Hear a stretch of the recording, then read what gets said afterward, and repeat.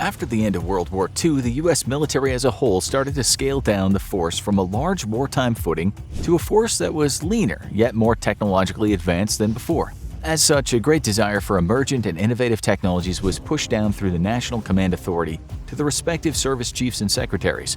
The nation's newest service, the Air Force, wanted to find its niche in the New World Order. They presented a proposal to the aviation industry for several new aircraft, including an interceptor that could reach supersonic speeds. The aviation industry obliged, and the Consolidated Vultee Aircraft Company, also known as Convair, submitted their initial proposal in 1947 of what would become known as the B-58 Hustler strategic bomber. The original design submitted was revolutionary in numerous ways, with the first and most obvious being its delta wing design. The delta wing design was the brainchild of captured German engineer Dr. Alexander Lippisch. He worked hard for the Nazi regime for years, working on a delta wing design with gliders, and eventually helped start the Me-163 Comet jet fighter program for the Nazis. However, his love of designing aircraft was much greater than his love for Nazism.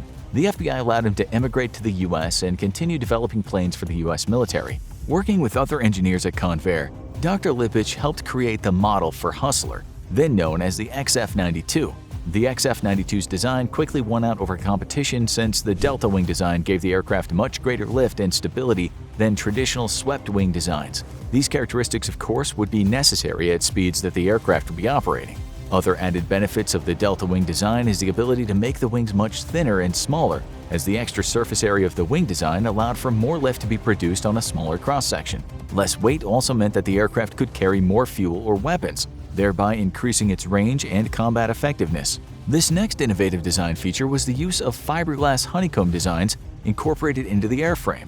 A new design was warranted because with prolonged exposure at extreme speeds, the temperature on the outside of the aircraft would reach levels that a normal airframe couldn't handle. To ensure that the aircraft could survive at such speeds, an experimental technology was trialed, whereby fiberglass honeycombs held together with heat-resistant glue were sandwiched in between pieces of aluminum to help make the aircraft body.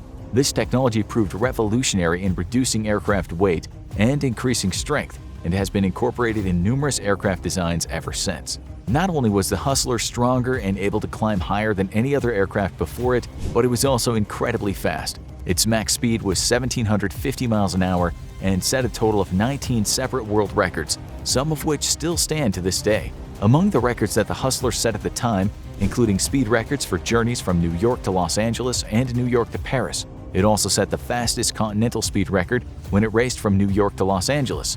On the return trip, it became the first aircraft to move faster than the Earth's rotation. The Hustler also set a world record flight between Tokyo and London, marking the fastest intercontinental trip in history in an astonishing 8.5 hours. Although the A-12 would later beat this record, a precursor to the SR-71, this record further solidified the Hustler as the fastest combat aircraft among any military arsenal at the time. Despite these tremendous achievements, the Hustler program only lived a short operational life. It officially entered service in 1960 and was ordered to be decommissioned in 1965 and was phased out of service entirely by 1970. With such a short time spent in active service and with so many accomplishments, it makes one wonder why precisely the Hustler was canned so early. As we've come to find out, the truth is actually more complicated than what might initially meet the eye. It can be summarized in various misconceptions, political wrangling, and bad timing. One of the first and most obvious reasons the people believed the Hustler was canceled was cost overruns. The program was plagued from the beginning with setbacks and design changes that over 13 years of testing and development resulted in extreme cost overruns and a much smaller than anticipated force in the field. As previously discussed, the Hustler incorporated a host of new technologies, including its state-of-the-art engines. The J-79 engine was the primary mover for the aircraft, but earlier designs of the engine could not produce the force needed to achieve the desired sustained speeds that the Hustler was required to operate at. As a result, Convair was forced to subcontract out to General Electric to help develop new engines that could produce the desired thrust needed. However, due to pressure from the Air Force to meet deadlines, the earliest B-58 models were built with inferior engines. As a result, time and money were wasted in replacing these engines with the newer models made by General Electric. Another cost overrun was problems with its bomb navigation system. The navigation system on board was critical since after flying all that way through hostile territory, the bomb drop had to be accurate. But doing so would not be an easy task. After all, flying at close to Mach 2 with changing elevations and altitudes up to 63,000 feet could make a bomb fall perilously off target rather quickly. Of course, this is something the Air Force officers wanted to avoid when dropping nuclear weapons. The Sperry AN/ASG-42 navigation system on board still suffered undisclosed problems with guidance. This system's time and cost delays forced the Air Force to postpone the second phase of testing in 1959 indefinitely until it was resolved. Though Convair was able to correct the issue in only 4 months, the loss of confidence in a design that was so close to being pressed into service probably did little to instill confidence in those in charge of its future employment. As a result of these setbacks and numerous others, by 1960 the program had already cost over $3 billion.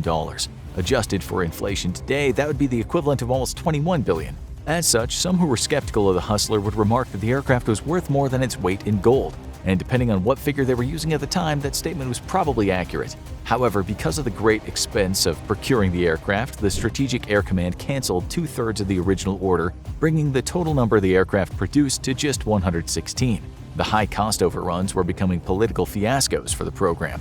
Members of Congress and the public began to question the value of the program that had cost so much yet produced so little. One of the main reasons the generals and their staff at Strategic Air Command wanted to get rid of the Hustler was its checkered flight and operational history. Of the 116 planes produced, 26 were destroyed in accidents and several others were damaged beyond repair.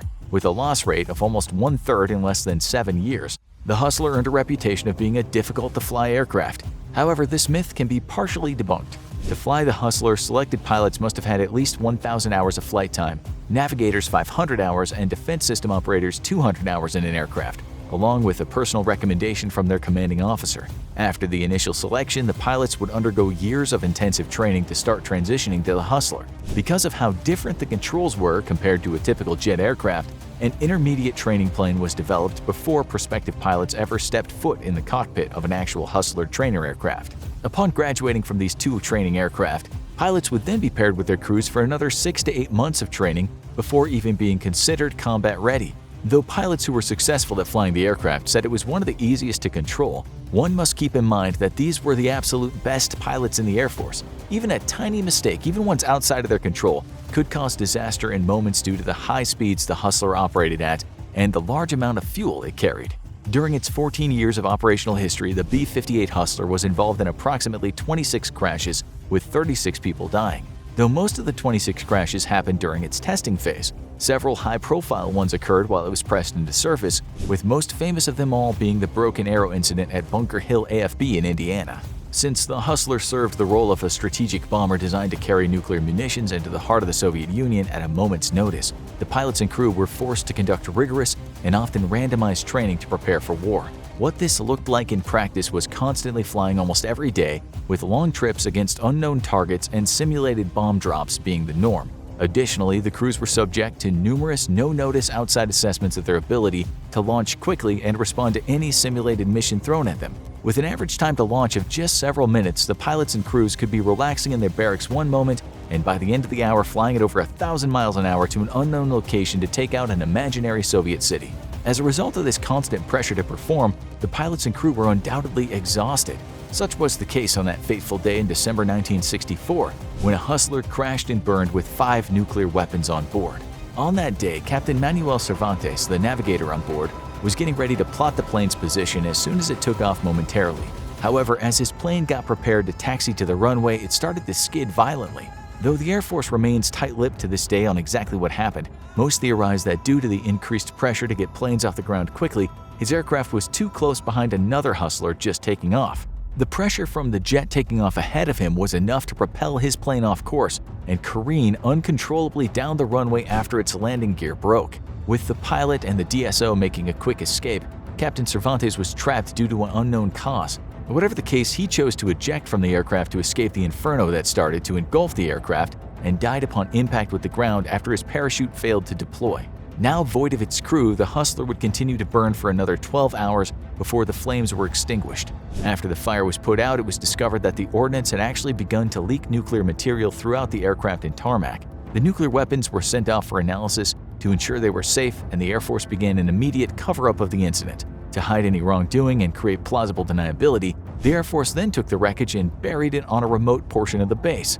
There, it was left for decades, with all personnel being told to stay away with the threat of severe punishment and prison time if they ever got close to it. It was not until years later, when portions of the base land was being sold off to the public, that the wreckage was rediscovered.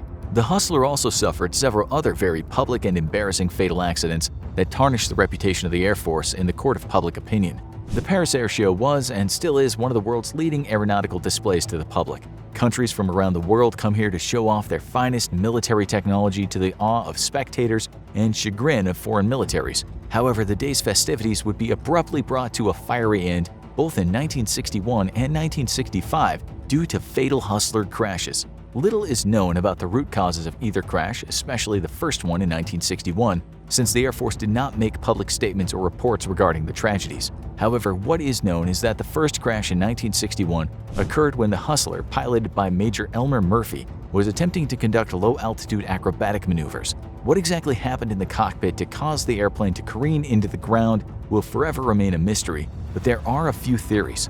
The first theory, which plays into the myth of the aircraft's poor performance at low altitudes, is that the plane was going too slow. Because of the high angle of attack of the delta-shaped wings, pilots must maintain a sufficient speed to remain in the air. Moving too slowly will not produce enough lift required to overcome the high angle of the wings, and the plane will rapidly lose altitude. Doing so already so close to the ground will obviously result in disaster. Another working theory is that the pilot did not compensate for the amount of fuel that he had, and the plane's center of gravity was thrown off. Pilots usually take off fully loaded during training flights, since the Hustler was designed to be a long-range bomber. As such, a pilot could have underestimated or overcorrected during a maneuver when the plane had less than the usual amount of fuel. This theory is given more credence when taking into account the following 1965 disaster. The next Hustler pilot to crash at the Paris Air Show was determined to have overestimated the amount of runway he'd need to land. Because he had less fuel than usual, he would need less runway to stop since the plane was much lighter. However, he approached too short and started to careen into the runway. As a result of both crashes, 4 of the 6 crew members perished in front of a public audience on a world stage. These undoubtedly did little to make the image of an already tenuous program any better in the eyes of those in charge of its future. Instead, it appears that the officers in charge over at Strategic Air Command had already written off the Hustler as a wash and were looking for ways to get rid of it. Cost overruns and a series of highly public crashes that tarnished the reputation of the Air Force had already soured their opinion toward this innovative and groundbreaking aircraft, but that was still not enough to can it for good. It would be the political fallout of the infamous U-2 incident in 1960 that would begin to seal the fate of the Hustler. The famous incident whereby a high-altitude spy plane was shot down over the Soviet Union rattled American officials from the top down. They saw that the new Soviet anti-air system, the SA-2 guideline, could reach out and destroy U-2 spy planes that routinely operated above 70,000 feet, which were above the maximum ceiling of the Hustler. The shooting forced strategic thinkers to reevaluate the Hustler's role in any future wartime scenarios with the Soviet Union. As a result, they determined that if the Americans could not climb higher than Soviet missiles, they would go under them. Every air and surface search radar has a maximum and minimum elevation. If one can get under the minimum elevation, the aircraft will avoid detection indefinitely. To counter the threat of a Hustler being shot down high in the sky, the Air Force wanted the aircraft to accomplish bombing runs at low altitudes, except the Hustler had already proven this capability a year before the U-2 incident even occurred. In September 1959, just 1 year before the aircraft was accepted into service, the Hustler did a low-altitude penetration run as one of the final tests before acceptance. The run was conducted as part of a transcontinental flight, and the low-altitude portion was over a 1,200-mile stretch of the western U.S. from California to Texas. The run was done at altitudes between 100 to 500 feet and sustained speeds of 1.2 Mach.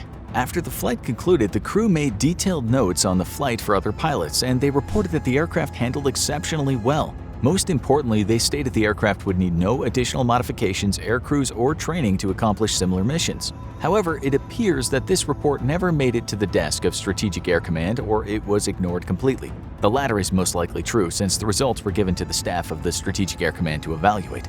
They would report to their superiors that the aircraft had inadequate performance at low altitudes, which directly contradicts statements made by the crew who actually did the flight.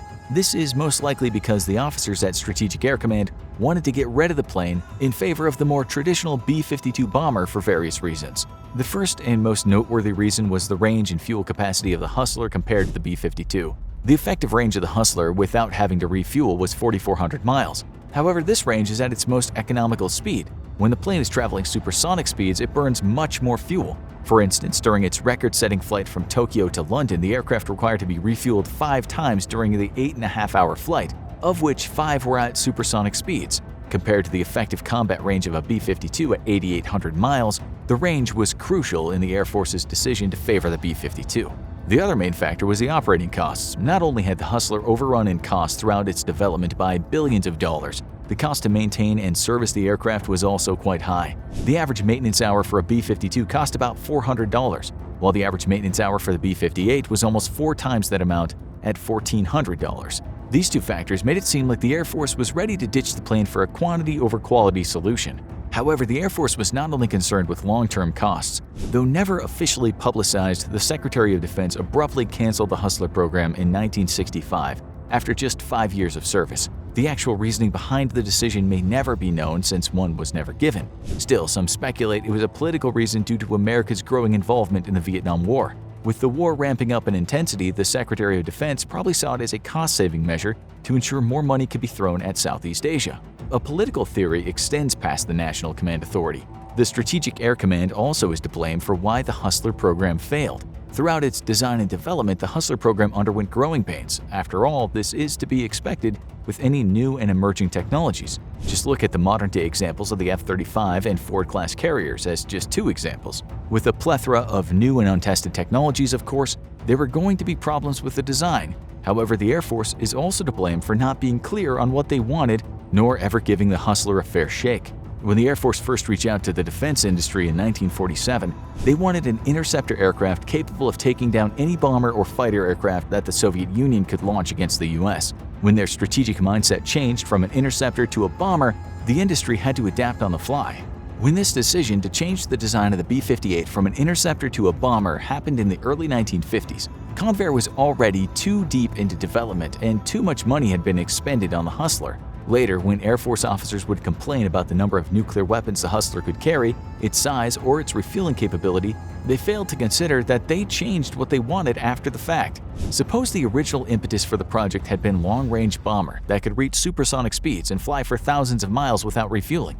In that case, the industry probably could have come up with a design to meet their timetable. However, when the strategic objectives change halfway through the design and development phase, neither the industry, aircraft, nor especially the air crews can be to blame for the failures. Desiring a long-range bomber and wanting more money to fund the Vietnam War was not the only strategic objective that changed. The US during this time transitioned from a footing of precision strikes to massive retaliation. However, though several dozen Hustler bombers could travel at Mach speeds and annihilate Soviet cities, that pales in comparison to a fleet of over 1,000 B-52 bombers lumbering across the Soviet Union and laying waste to hundreds of cities. This desire to wipe out a civilization versus a precision strike intended to cripple a military was yet another strategic objective that evolved around the Hustler.